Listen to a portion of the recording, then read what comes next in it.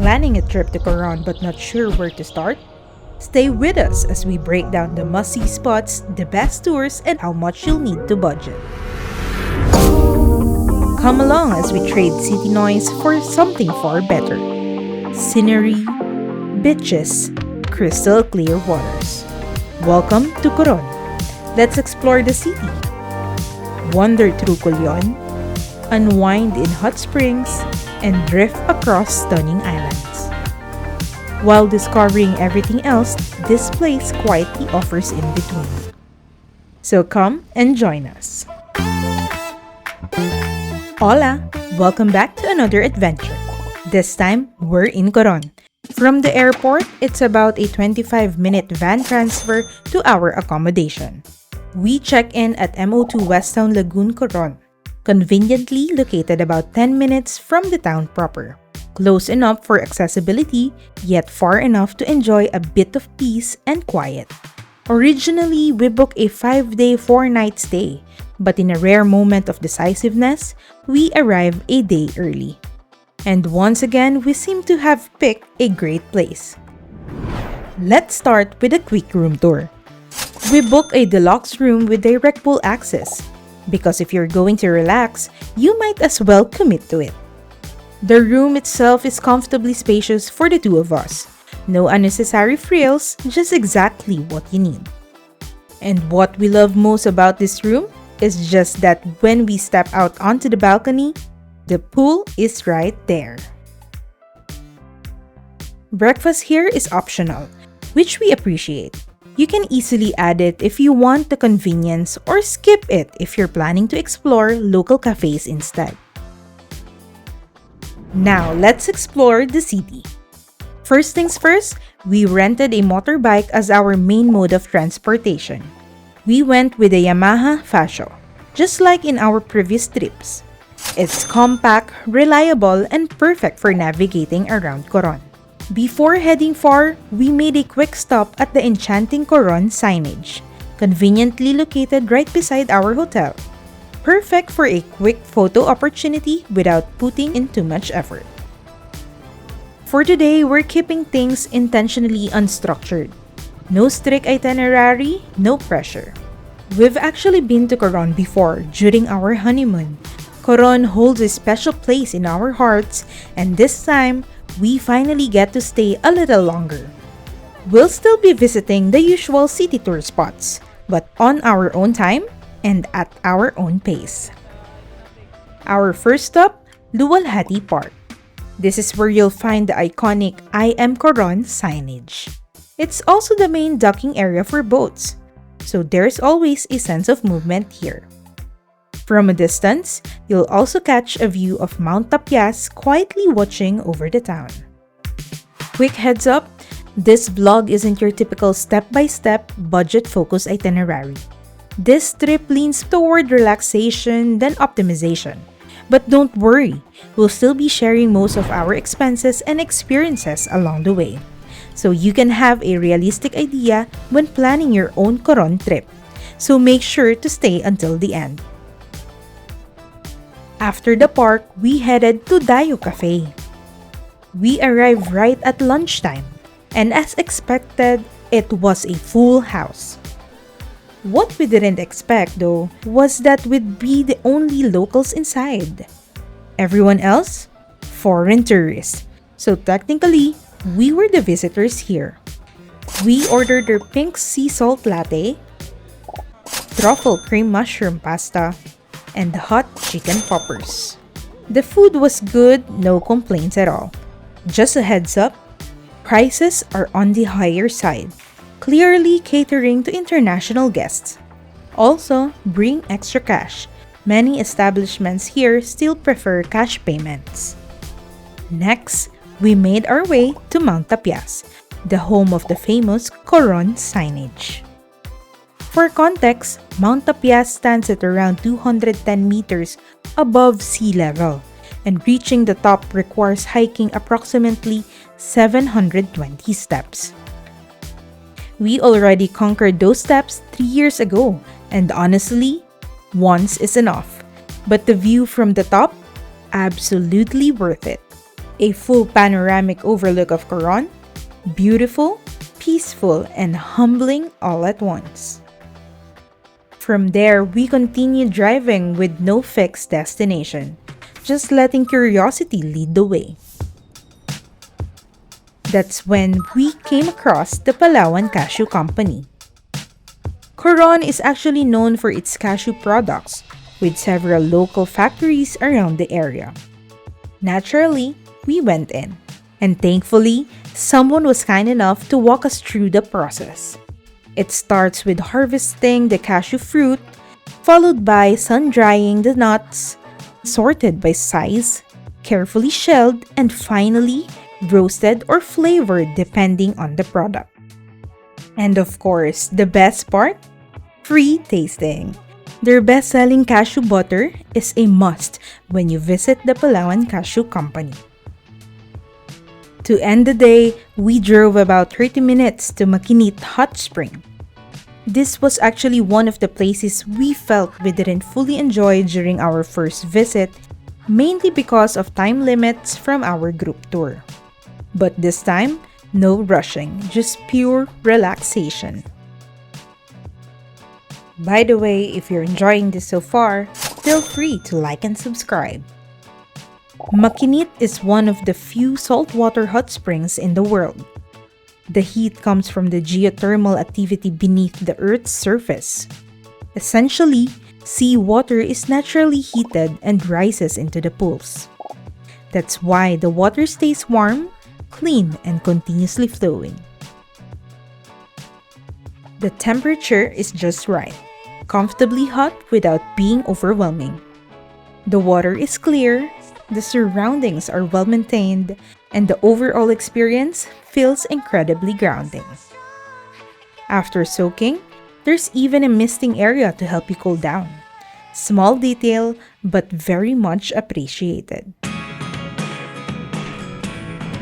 On our way back to the hotel, we made one last stop, here in Mathew's Island Crepe Cafe. As expected, we went for a classic, banana Nutella, paired with vanilla ice cream.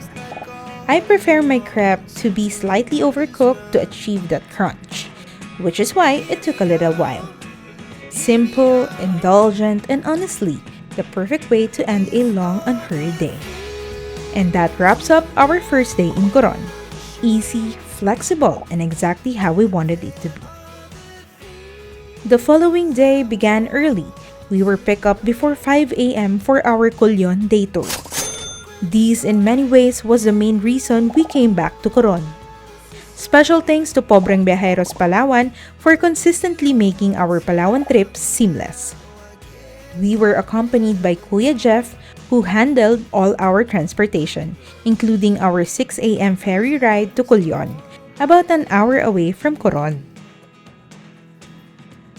As we boarded, we noticed many fellow passengers, not tourists, but patients. A quiet reminder that this trip would be different, not just scenic, but deeply historical.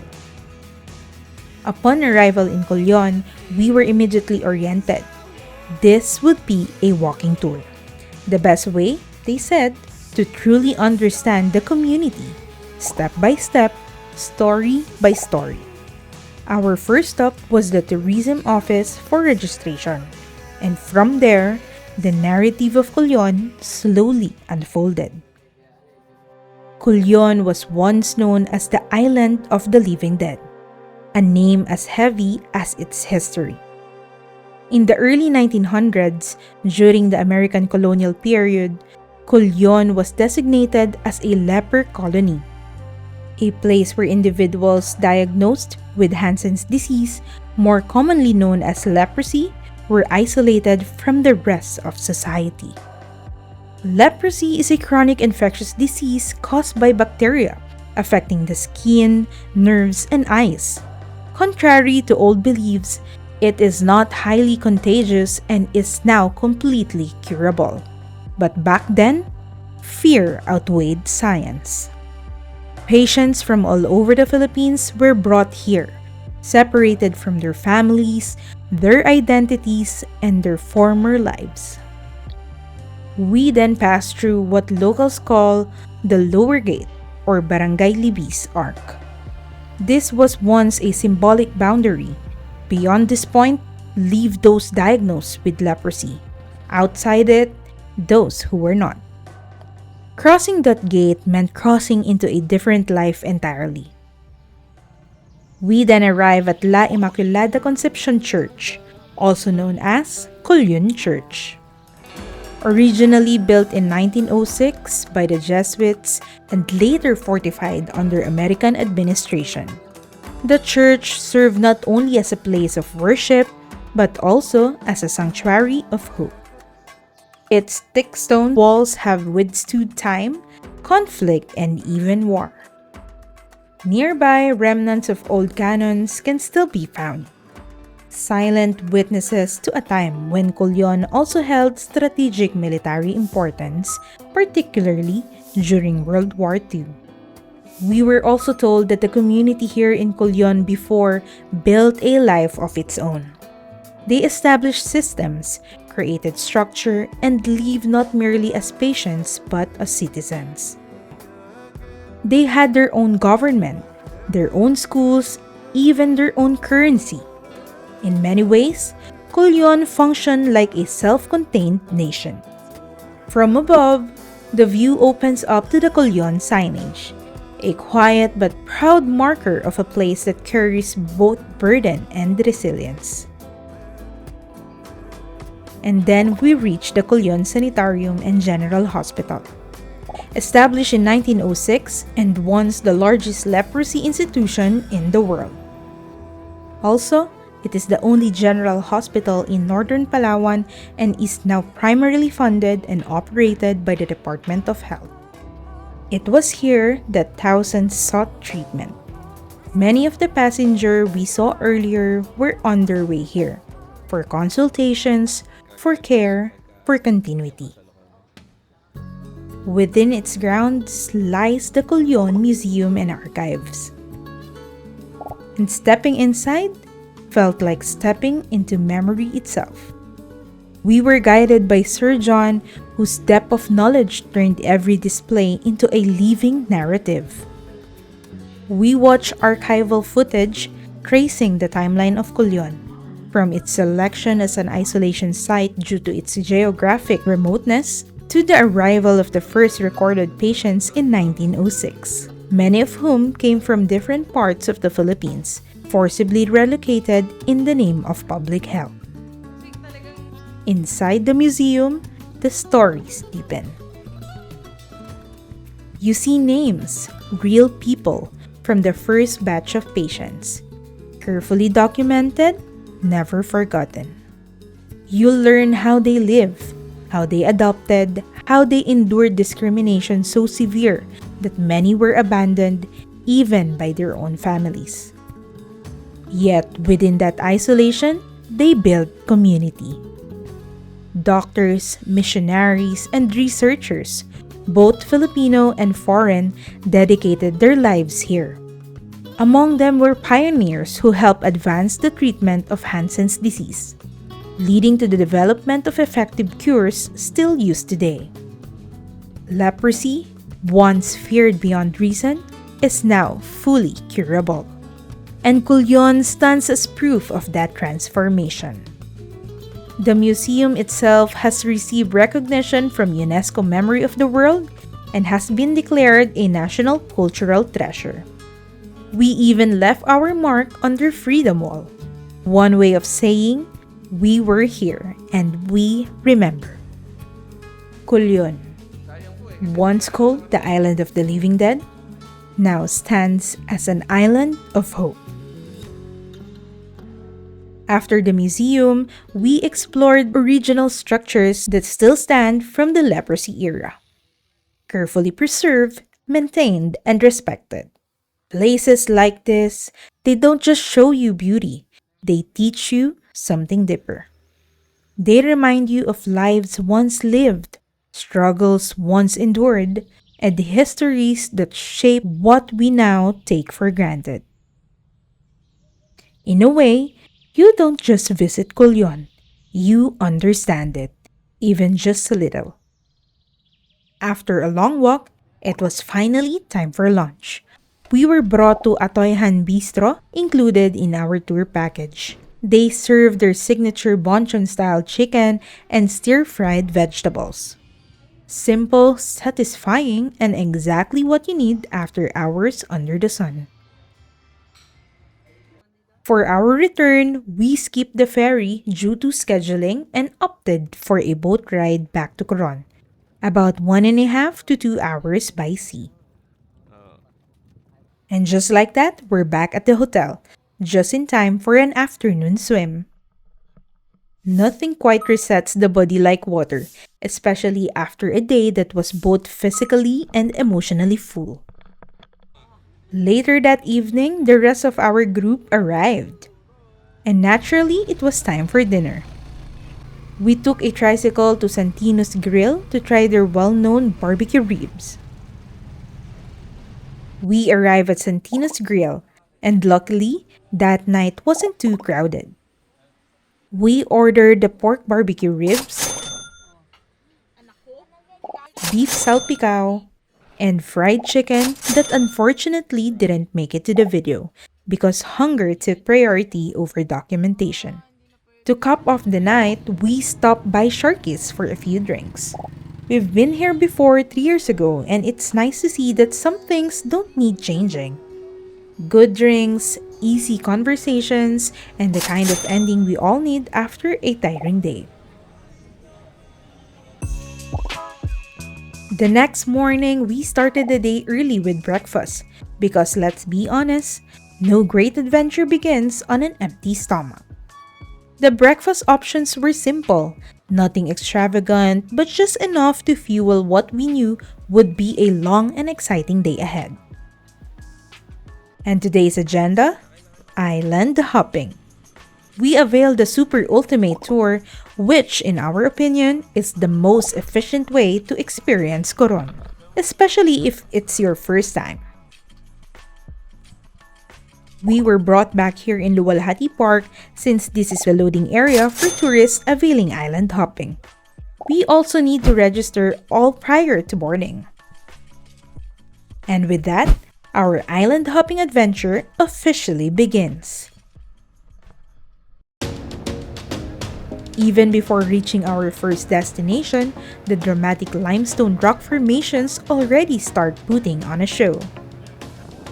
It's also a great time to start snapping a photo from every angle possible.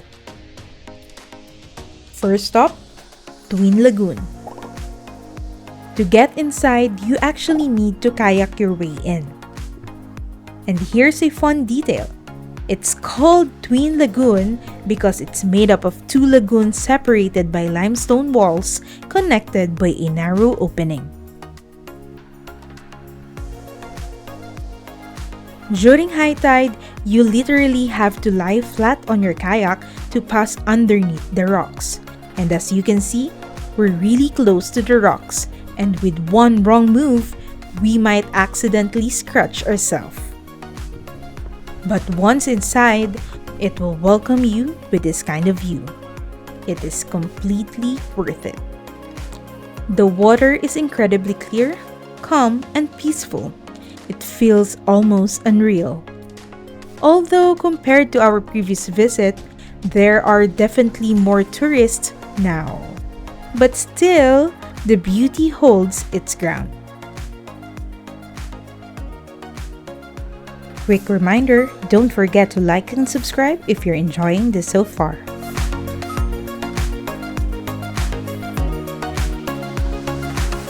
Next up, Banol Beach, our snorkeling area and lunch spot. This is where we spent most of our time, and for good reason. The marine life here is incredible.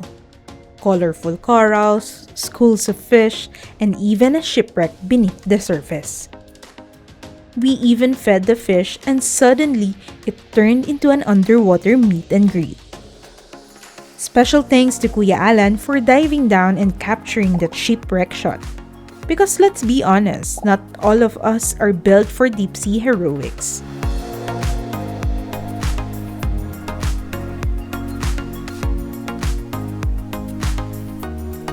Lunch was also included in the tour, and surprisingly, the serving was generous.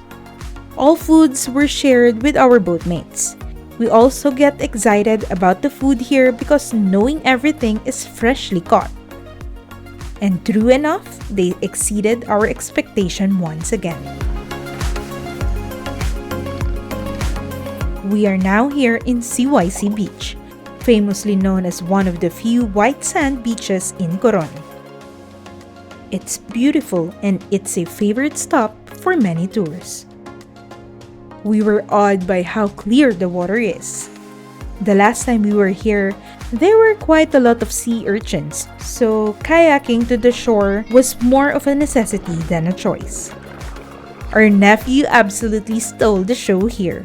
So brave, so energetic, just fully embracing the ocean like a true island kid. And on our way back, we spotted this tiny but slightly aggressive fish. Just too cute not to capture it. Next up, Barracuda Lake. Now, quick heads up. This one involves a bit of a walk before reaching the lake itself. But here's what makes it fascinating. Barracuda Lake is known for its unique layers of water, fresh water on top and salt water underneath, creating a thermocline effect where temperatures suddenly change as you dive deeper. I even tried free diving here, and surprisingly, it felt easier to descend compared to other spots, probably because of the saltwater density below. Also, a proud moment, my husband is now confidently swimming without a life jacket. Of course, safety still comes first. Confidence is good, but caution is better. Final stop for our island hopping, the Kayangan Lake. Kayangan Lake is often called the cleanest lake in the country, and once you see the water, you'll understand why. Yes, there are stairs, a lot of them, but at the top, you're rewarded with one of the most iconic views in the Philippines.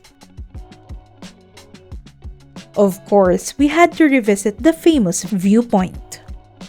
Because if you didn't take that photo, were you even in Coron? Kayangan Lake continues to impress with its clarity and serenity. By this time, fewer tourists are around, making the experience even more peaceful. This time of the day really works in our favor. Turns out, visiting at this time of day makes a big difference. Good thing our tour guide didn't follow the crowd.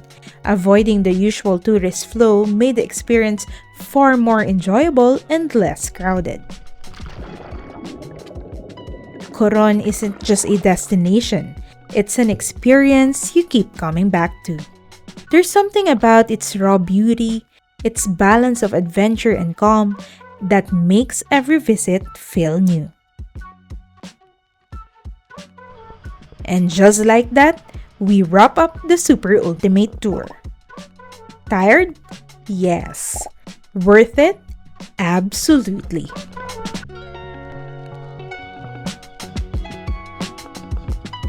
After freshening up, we headed out for dinner at Pacifico Bar and Restaurant.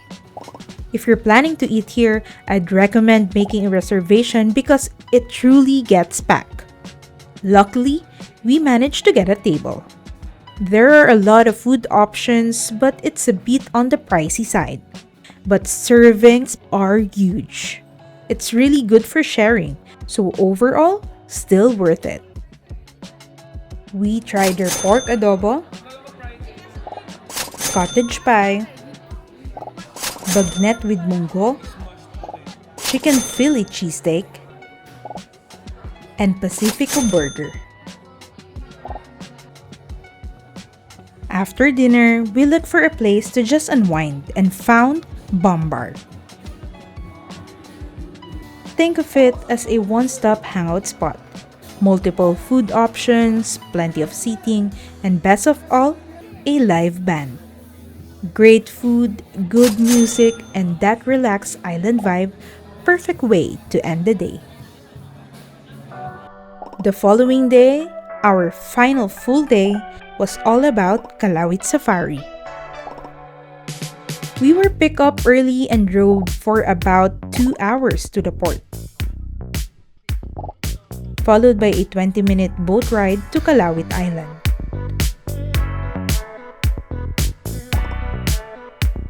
Upon arriving, we need to register, and after registration, we hop onto a truck that brought us to the wildlife sanctuary, home to giraffes and zebras.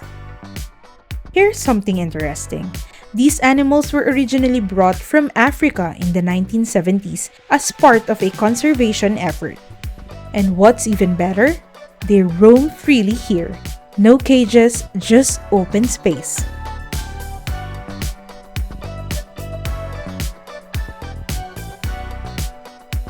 The zebras were nearby too, and seeing them in person, those stripes are even more striking in real life. Seeing the giraffes and zebras up close was such a nice experience, especially knowing they're in good hands. Unlike what you sometimes see in typical zoos, the animals here look healthy, active, and clearly well-nourished. Then came the highlight, feeding the giraffes. We were guided into a fenced area where we hand-fed them leaves up close. Funny enough, it felt like the roles were reversed.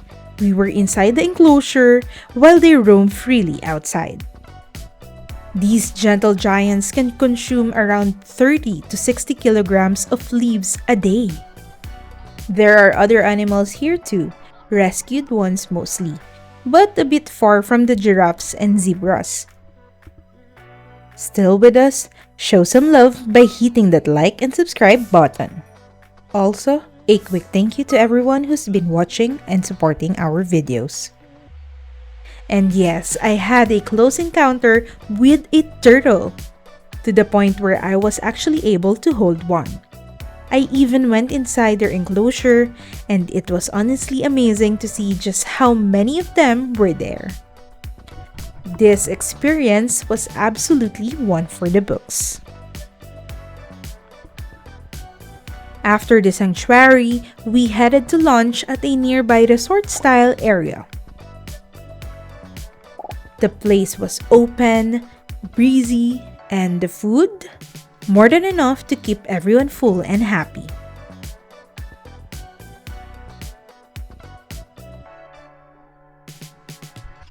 Right after lunch, we made our way to Black Island. Getting there meant another 20 to 30-minute boat ride, just enough time to sit back, relax, and enjoy the sea breeze.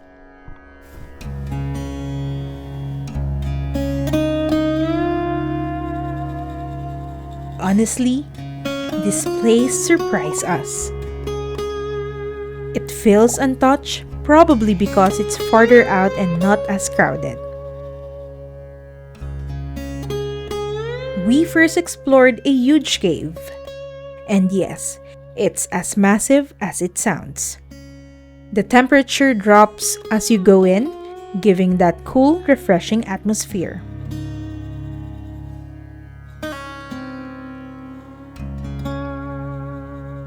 Inside, there's a small lagoon where you can actually swim. It's also well maintained and clean, another sign that this place isn't overly crowded.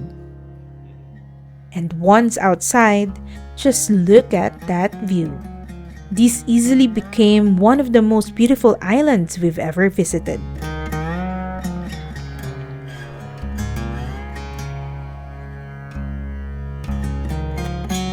There's even a cliff jumping spot, and of course, they had to try it. Meanwhile, we just took it slow, relaxing, soaking it all in, enjoying the rare quiet. Black Island is raw, peaceful, and incredibly underrated. The island's rock formations contain dark mineral deposits and algae stains, giving the entire island a striking black or dark gray appearance when viewed from a distance. This unique color contrast against the clear blue waters and white sand beaches made the name Black Island popular among locals and tourists. It's the kind of place that reminds you why you travel in the first place. Next time we come back to Coron, we'll definitely dedicate an entire day just for this island. And that wraps up our Coron adventure. If you made it all the way to the end, thank you for staying with us. Don't forget to like, subscribe, and follow us on our social media platforms. Until the next adventure. Thank you for watching!